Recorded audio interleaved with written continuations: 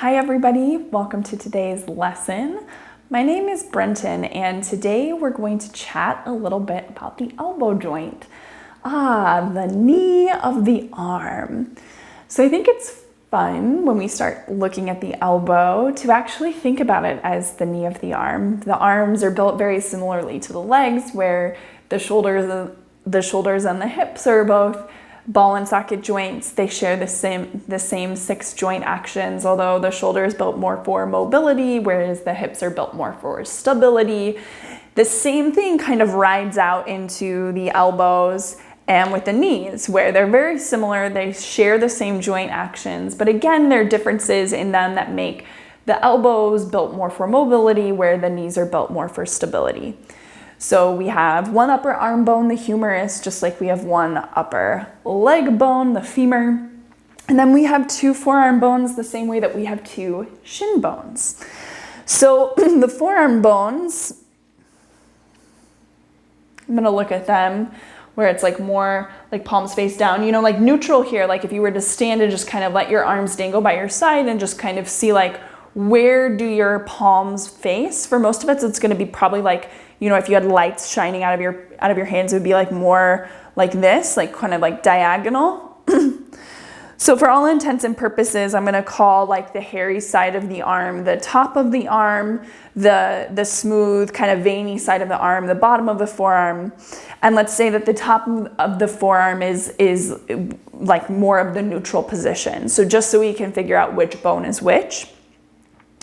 So the bone that goes down the inseam that's closest to the midline of the body is our ulna. That's the bigger bone. And that mirrors the same thing down here, where, you know, the shin bone that you can actually feel from the front, that's the bigger bone. It sits on the inside. That's the tibia.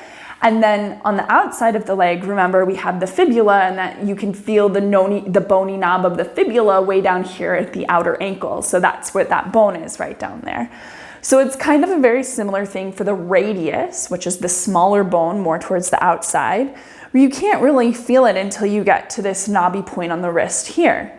So this kind of tells you like, where do my forearm bones end and where does my wrist begin? And then we'll talk about the wrist and the hand in our next segment. Now, for now, it's good to know that, you know, the same way that we think about the knee is primarily a hinge joint. I think for most of us, when we think about elbows and elbow actions, we tend to think about it in the same way, where you think about it as the hinge of the elbow, right? So yes, and what creates this hinging action, this would be flexion and extension of the elbow. But what creates this hinging action here are the muscles of the upper arm. So the muscles of the upper arm are what is going to create the flexion and extension, and you can feel that for yourself. Like the biceps up here are the ones that, you know, when they squeeze and get smaller, they bring the forearm towards the upper arm, they flex the elbow. And then the muscles down here, the underside of the arm, the triceps, when they contract and get shorter, they lengthen the lever of the arm to extend the elbow. So that's the more straightforward joint action, I would say. The less straightforward joint action, same as the knee, is rotation. There's a rotational element here. And there's even more rotational capacity with the elbow, because it can rotate at the wrist here, but it can also rotate here at where the elbow is. Whereas the knee, not so much. It just rotates up here in this point, and there's no rotational down here at the ankle. Like the ankle can invert and it can evert, but it doesn't have like that full rotational capacity of these bones rotating in the joint. So the rotation, I would say, is probably the less straightforward part. Rotation in this way, you know, sometimes we define it internal and external rotation, like if you were to look at it in the shoulder joint, for example, but here we call it pronate and supinate, which lines up with like prone or supine. So if you're a yoga person and you know the word supine means you're on your back, and prone means you're on your belly. So it would kind of be the same way, same thing with the forearm. So if you wanted to take your elbows down and just kind of play around with like, well, what does that mean for me? You would want to try to freeze the elbow up to the shoulder So to ensure that there's no movement that's happening there. And you would see, can I pronate my forearms and turn my palms to face down?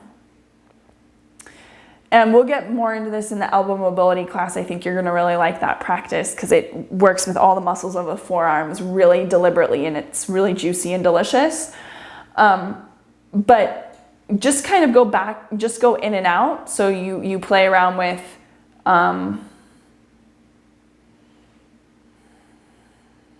pronating, turning the palms down, and then supinating would be turning the palms face up. But one of the things here is noticing how much you are leading with your wrist, since we know that the wrist also has that rotational capacity, right? And so can you let your wrist be more of a guide, or like not a guide, but more of a follower, so that you can really start to impact the elbow's ability in here to do its work. And hopefully maybe you're starting to feel some muscles on your forearms start to wake up.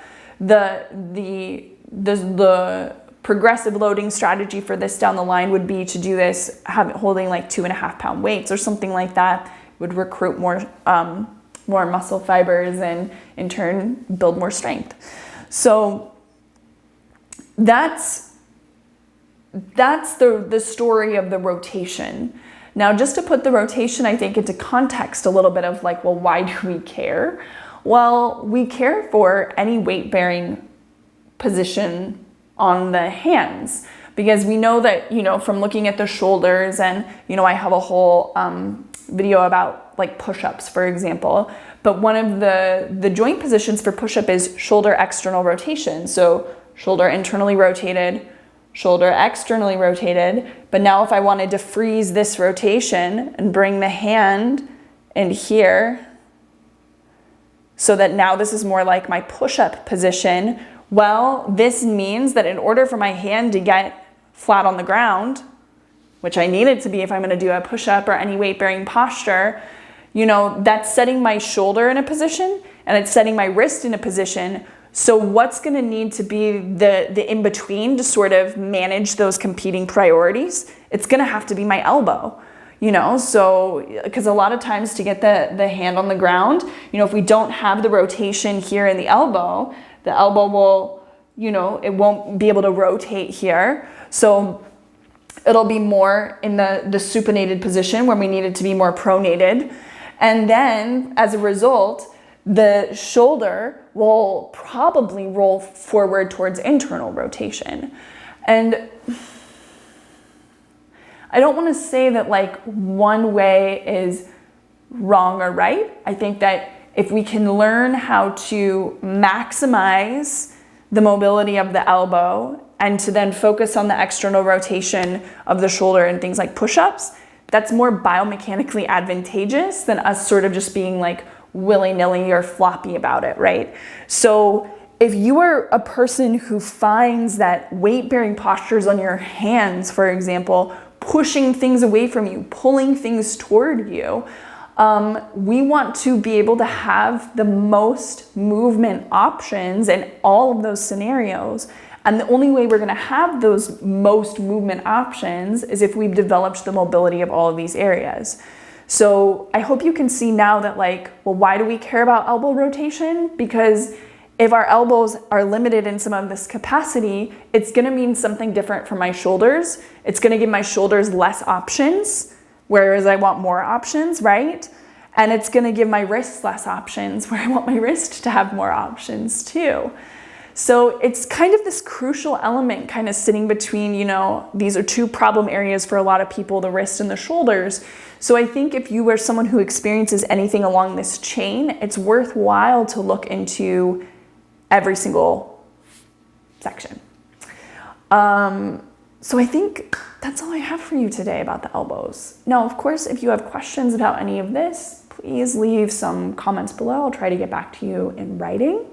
And other than that, we're gonna do some elbow mobility practice next time. We'll do another chatting session like this where we'll talk about the wrist and the hand just to tie it all up. And then I think you know how to move your body. So thanks so much for joining me today. The last thing I'll leave you with is an invitation to join us on Patreon. for some exclusive content, and then of course all of our gratitude in the world. So I will go ahead and leave a link to that in the description below. Thanks so much, and I'll see you here next time. Bye-bye.